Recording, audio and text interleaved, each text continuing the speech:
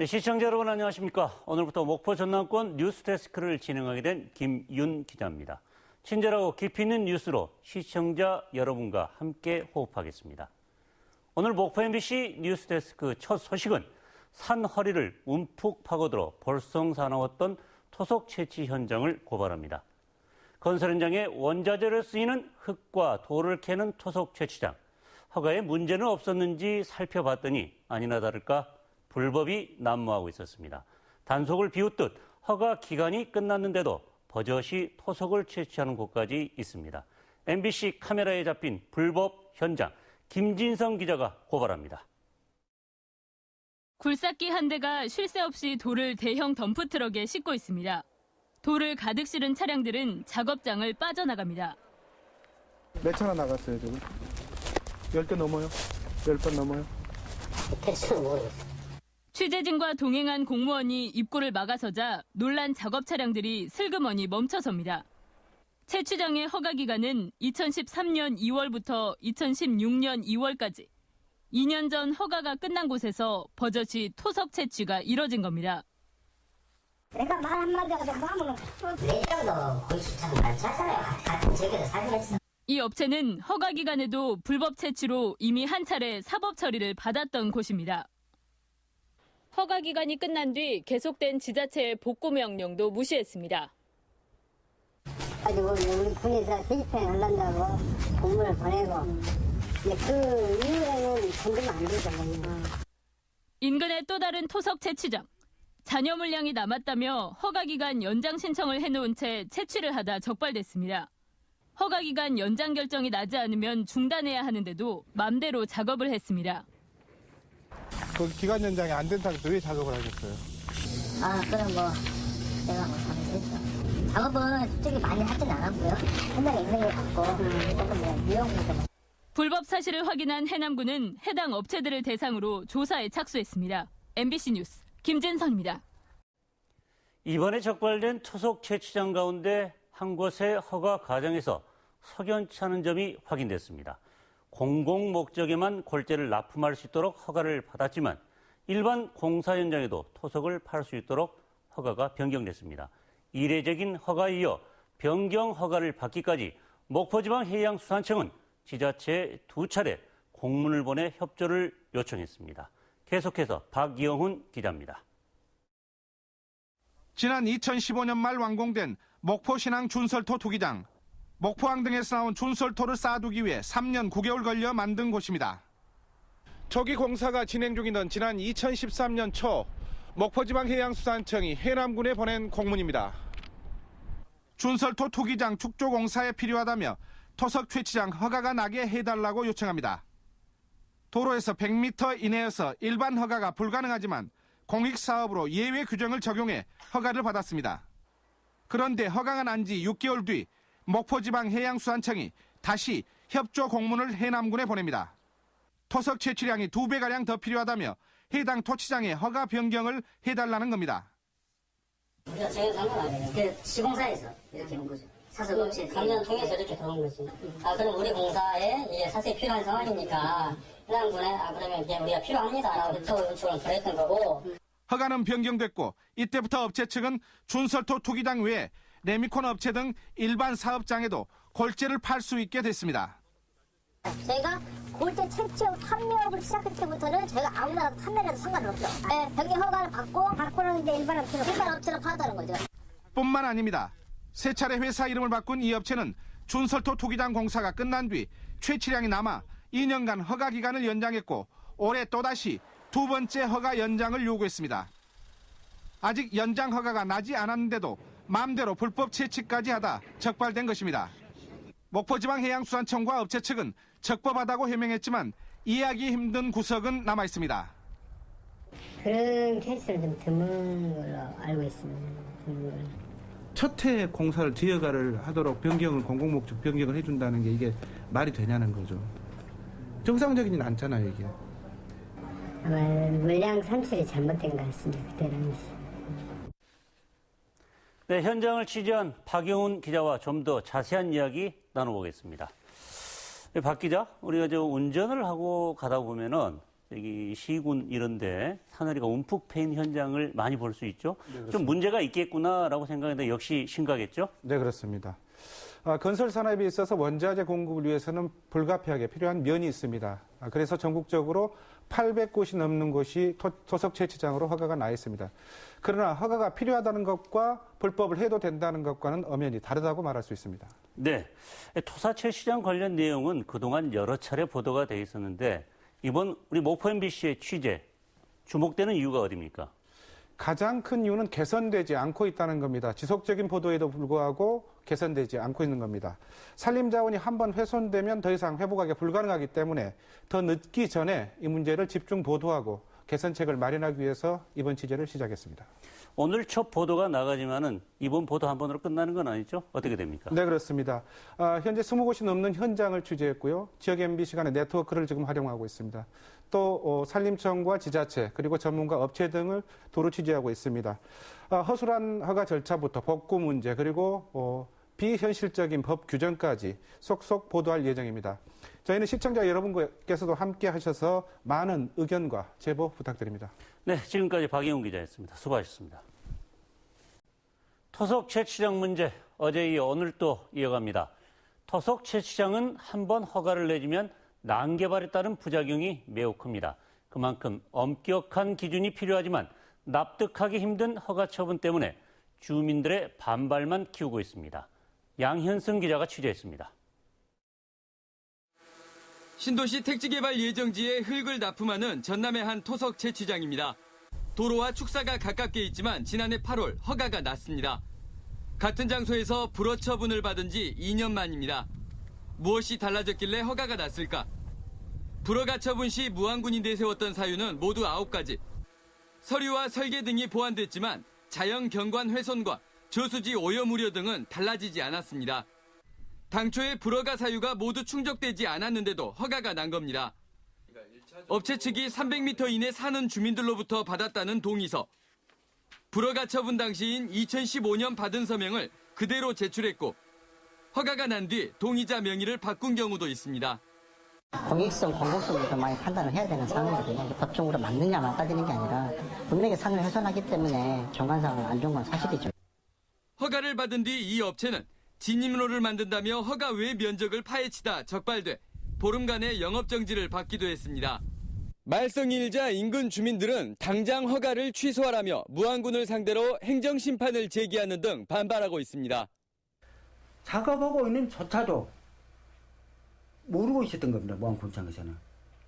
민원인이 민원을 제기함으로써 그때사 주민들의 반발 속에도 무안군은 합법 절차를 주장하고 업체는 이미 허가를 받았다며 흙만 내다 팔고 있습니다.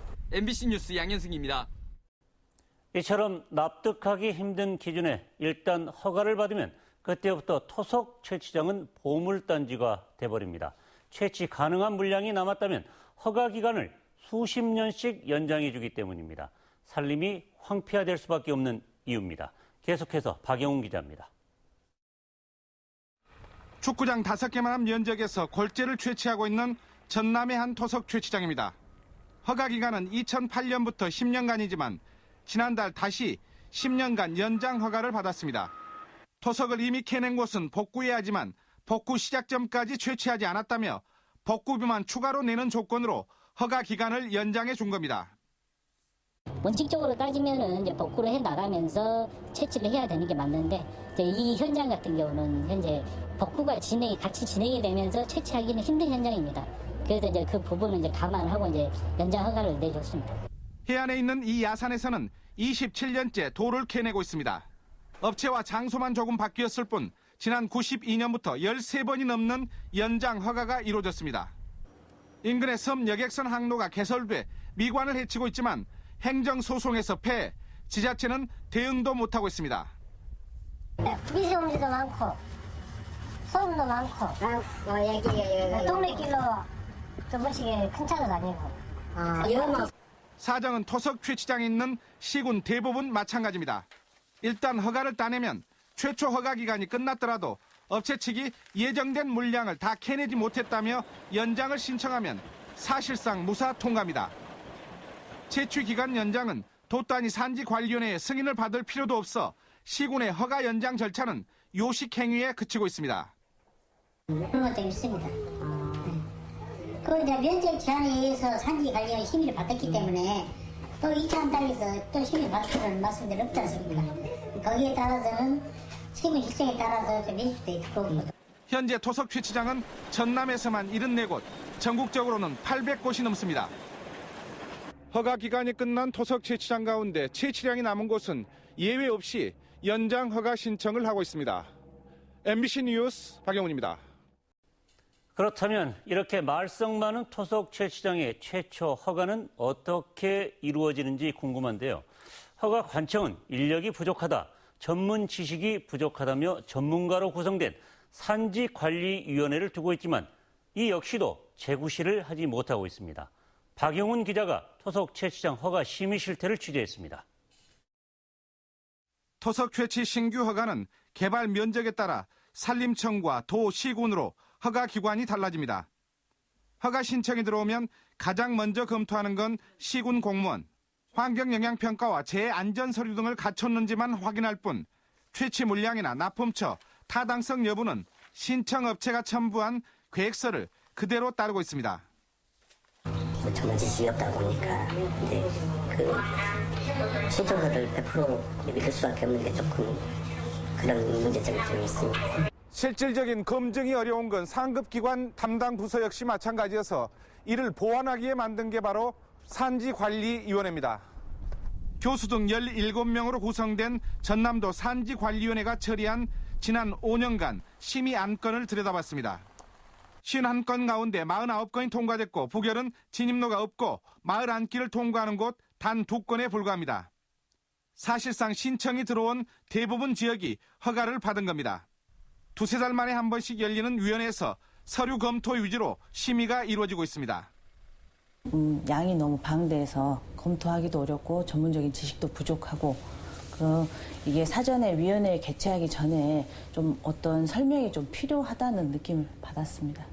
원하는 위원 서너 명이 1년에 한 곳 남짓 가는 현장 조사도 신청 지역을 둘러보는 수준. 그나마 허가 신청 당시 민원 발생 지역을 중심으로만 현장 조사가 이루어지다 보니 불법 현장으로 영업 정지를 받은 것이 신규 허가를 받는 경우도 있습니다.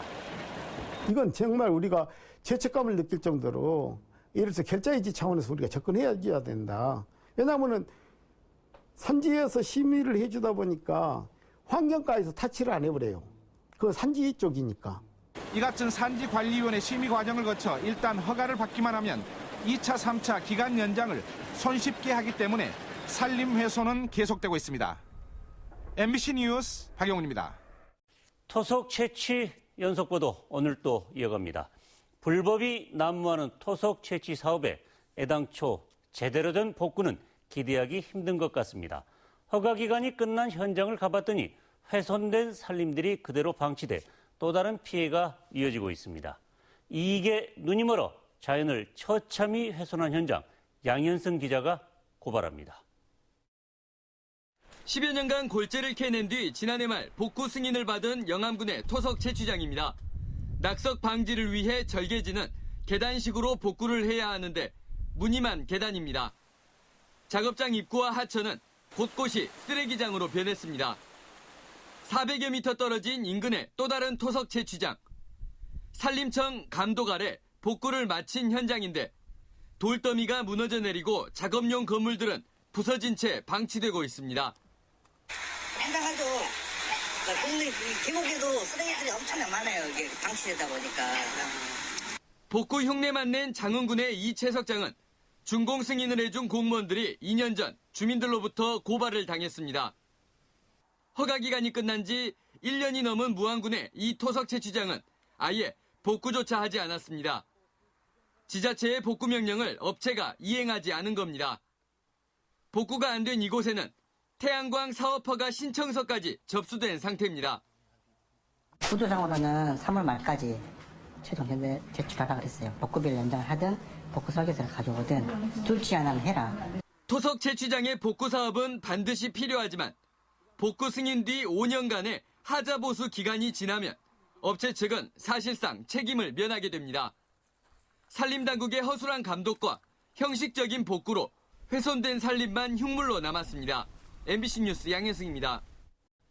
마구잡이식 채취와 엉터리 복구가 이어지고 있는 토속 채취 사업.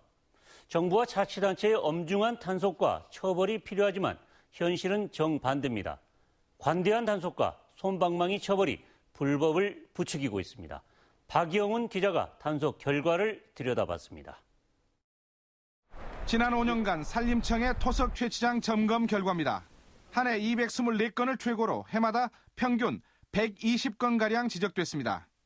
복구 불량이 가장 많은 지적을 받았고 경계 표시를 설치하지 않거나 사업 계획을 제대로 이행하지 않은 게 뒤를 이었습니다. 산림청이 전국 지자체와 공동으로 점검에 나서고 있지만 업체 측에 보완 지시를 하거나 보통 수십만 원의 과태료가 고작이어서 단속 효과도 없습니다. 그 단속할 그 시점만 그때 또 갖춰지고 어느 시간 또 흐르면은 또 위험하게 돼버리고 그럼. 관리 감독 인력 부족도 형식적인 단속의 한 요인입니다. 산림청의 전담 인력은 3명, 광역시도는 2명, 시군은 대부분 1명입니다. 지자체 공무원들은 보통 1, 2년 기간으로 순환하는 데다 산불 등 일반 업무를 같이 맡고 있습니다. 전국 800개가 넘는 채취장에서 수천 곳이 넘는 공사 현장에 납품하기 때문에 세세한 관리는 할 수도 없는 상황입니다. 전문성이 없다 보니 현장을 방문해도 눈에 보이는 정도만 확인하는 수준입니다. 그런 부분을 해야 되는데 실제로 보려고 하면 우리가 그 기계를 가지고 와서 확인을 해야 되는데 그것까지가 엄청 힘들어가지고 이제 와서 현장을 보고 가는 정도의 수준으로. 수박 겉핥기식 점검과 솜방망이 처벌이 계속되면서 토속 채취장의 불법과 탈법은 좀처럼 개선되지 않고 있습니다. MBC 뉴스 박영훈입니다. 전국에서 골재를 캐고 있는 토속 채취장 가운데 60% 이상이 소규모 사업장입니다. 재발생도 높고 환경 피해를 줄이기 위한 투자도 어려워 각종 민원과 난개발의 원인이 되고 있습니다. 불법 토속 채취 기획보도 오늘은 마지막 순서로 토속 채취장의 합리적인 대책은 무엇인지 박영훈 기자가 보도합니다. 전남의 한 대규모 토속 채취장. 먼지가 날리는 일반 사업장과 달리 골재 운반 시설들이 모두 건물 안으로 들어가 있습니다. 업체 측이 20억 원을 들여 먼지가 외부로 날리는 걸 막는 건물을 만들었습니다. 지역 주민들한테 피해를 최소화하기 위해서 방진 건물을 짓기 위해서 많은 금액을 투자를 했고. 하지만 국내 800여 개 토속 채취장의 60% 이상은 이런 시설을 설치하기 어려운 종사자 수 10명 미만의 소규모 사업장입니다. 무분별한 허가와 반복되는 기간 연장으로 난개발을 초래하고 소음과 분진 같은 환경 피해로 이어지고 있습니다.